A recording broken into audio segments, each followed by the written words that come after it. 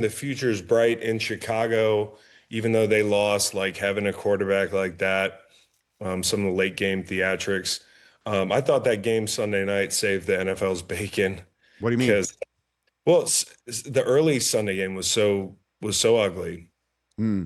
Saturday night was Saturday night was just bludgeoning, and injuries have had such an impact on this season, for San Francisco and Denver and the whole thing. So you needed a great game Sunday night. I thought that was awesome. So yeah, divisional round, best weekend in sports.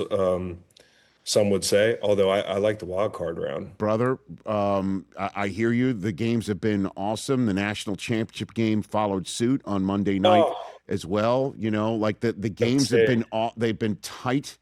And that Sunday nighter, the Bears and the Rams, it was the true nail biter, edge of your Yeah. seat.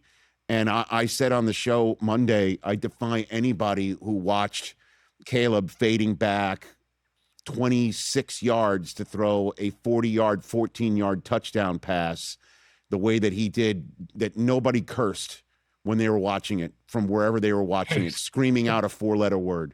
You know what I mean? I defy anybody to tell me differently It's on that. unbelievable because, and I think Caleb Williams, the ceiling is so obvious. Um, at the very least, the Chicago Bears feel like, hey, the ceiling is what we thought when we drafted him. He's got special traits. And I think all the concerns people had about his his leadership or, you know, his toughness or whatever it is, whatever BS people made up about the guy playing in cold weather. He went to DeMatha in DC. He's not from the West Coast, right? Mm-hmm. Um, he's played big in the biggest moments. And he's led some really improbable comebacks, and he can make any throw on the field. It's just he has to get better at the mundane. And Yeah, that's the passes that are just open in the flat, or the easy layups. By the way, our radio audience has just rejoined. Chris Long is here, Greenlight Pod, two-time Super Bowl champion, right here on the program. Talking about Caleb Williams, really that 4th and 8 throw against Green Bay, down 11 to keep hope alive, forcing overtime, right? And yeah. were you surprised Ben Johnson didn't go for two?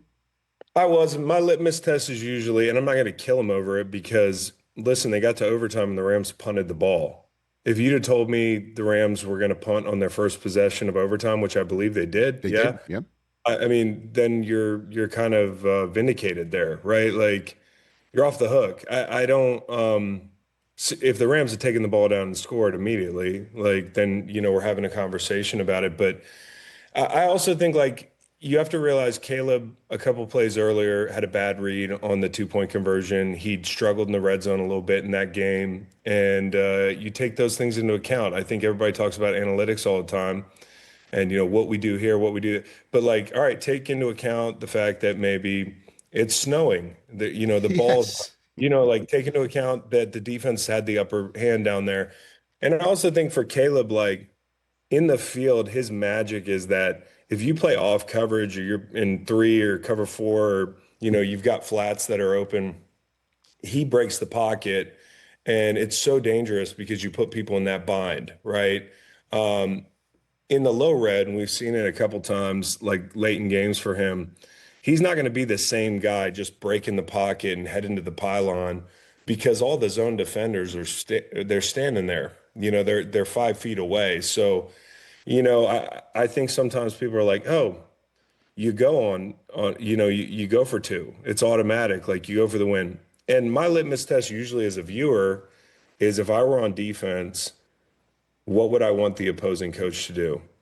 And I got to be honest, like part of me that gives credence to the idea that you should go for two is like if I was on defense, I'd be like, please don't.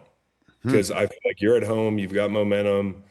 You've got this dangerous young quarterback that I know he misread a play a couple plays earlier on the 2-point, but it would have made me very nervous.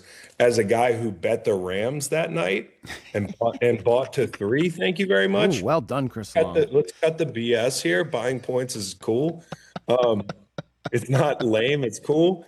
Uh, But like I was like, please don't go for two. And it wasn't just the math. I thought, the Rams were going to lose that game if they went for two. Having said that, though, they're off the hook because the Rams punted the ball in overtime, in my opinion. Yeah. So, there's no right answer. The thing I wanted to take away from that game, honestly, and the whole season for Chicago is they're way ahead of schedule. And I think the thing that they have that's like a cheat code is they have Dennis Allen, who if you see Sean McVay after that game mic'd up, which I think was really cool, some of the mic'd up footage they got in that game, some of the video they got is awesome. After the game, he's dapping up Ben Johnson. It's Byard. And then he gets to Dennis Allen. He seeks him out and he's like, dude, you kicked our ass. Dennis Allen was fantastic this year. And that group, the back end, the way they lived off the turnovers, but also the way they were able to manufacture pass rush without a bunch of great rushers. The Dennis Allen thing's great because his name's not coming up in any of these coaching cycles. And Brother, you nailed it. You nailed it. Same thing with Josh McDaniels, a cheat code as the OC. Steve Spagnuolo has been that cheat code for Kansas City for a long time. It's not great for the coordinators in question if they want to be head coaches again. But if you want to get something going, then you have a cheat code is a perfect way for you to put it at coordinator. And Dennis Allen, obviously, along with Ben Johnson together and Caleb Williams, you're just checking boxes for a franchise that had no boxes checked for quite some time. Hey, you made it all the way to the end. Thanks for that. Check us out every single day streaming live on Disney Plus and the ESPN app 12 to 3 Eastern.